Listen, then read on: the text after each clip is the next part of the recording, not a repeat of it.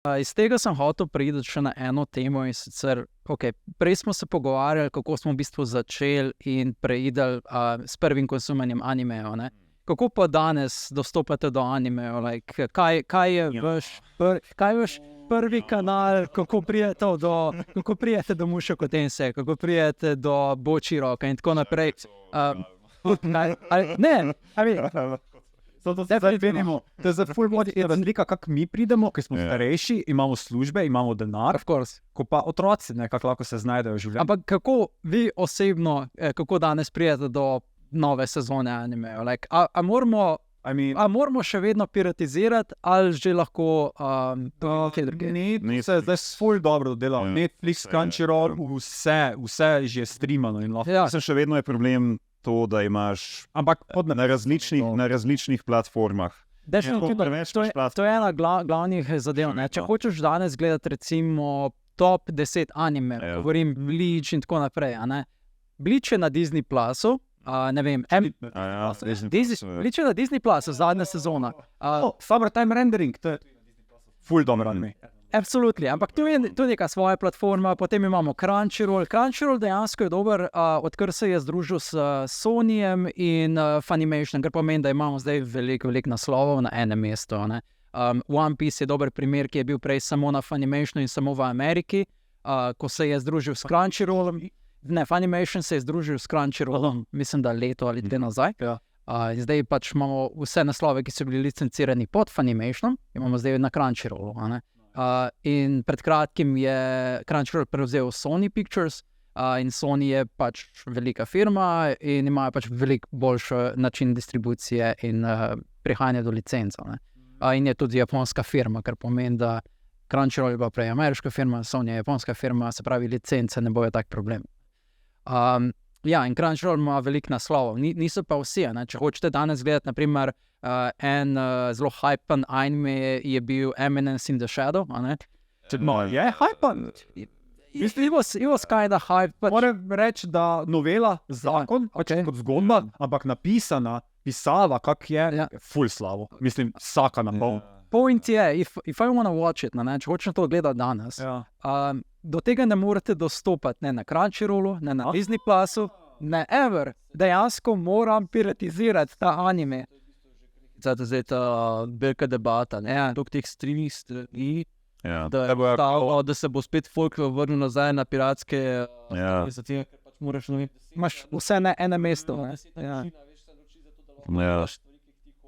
Pa ne to zdaj govorijo, da se vračamo kabelski nazaj, ko moraš več jih v bundlu kupiti. Take fine. That makes sense. Pa še niso vse dostopne. We're going full circle back, basically. Pa pri animejih je tudi tako, da držijo jih nazaj, Tudi, ni tako, da release pač na japonski televiziji, je lahko hitrejši kot na Netflixu. Ja, definitivno na japonski televiziji pride, mislim, da tudi če imamo tako imenovan simulcast, kar pomeni, da naj bi šlo v eno bisti uri, kot na japonski televiziji, je vedno, mislim, da pol ure zamika. Ampak kdaj je lahko tudi več? Kdaj je pa lahko tudi več? Več mesec. Nekateri naslovi so bili znani. Je tako bilo. Mislim, bili so naslovi v preteklosti, ki so definitivno bili te narave, da so prišli mogoče par dni ali pa celo par tednov, mesecev kasneje.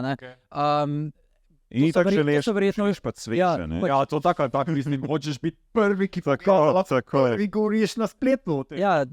Licenčne težave, ampak definitivno je to, pač to je en plus. V preteklosti, ko je bil samo piratski del na voljo, si bil pač 100% odvisen od riperjev, ljudi, ki so dejansko ripali tisto epizodo iz japonske televizije.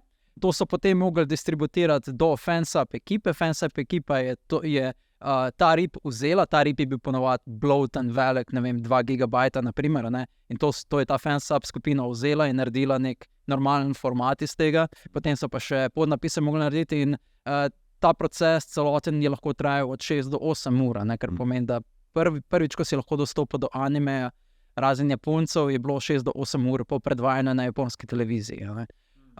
To je pač ena dobra stvar teh streaming sajtov, druga slaba stvar je pa tako, kot ste omenila, da smo zdaj razprošeni po pač vseh streaming sajtih in a bomo zdaj plačevali, 100-200 evrov na mesec za to, da bomo imeli dostop do vseh. animeju. Druga možnost je pa brezplačna, preidemo spet na Torrent-site. Scena ta neimenovana stran ima tudi slovensko domeno.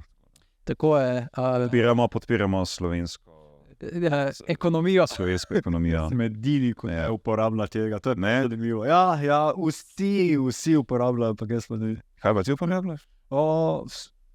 Po pravici samo za anime še imam eno posebno, ACGNX. Kaj, prvič slišim. Ja, tam dobijam svoje. 100 ljudi so čudi. So, anyway, Juvan, ti si večinoma zdaj na streaming sajtih, na torrentih, kako bi rekel. Večinoma na torrentih. Mogoče se nisem navadil na te streaming sajte. Tudi imel sem predvsej dolgo obdobje, ko nisem vedel.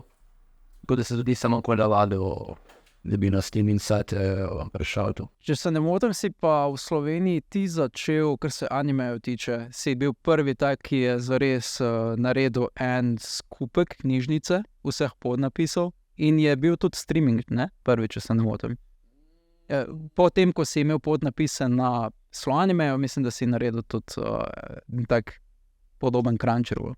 Že ne vem, če sem daj to iz...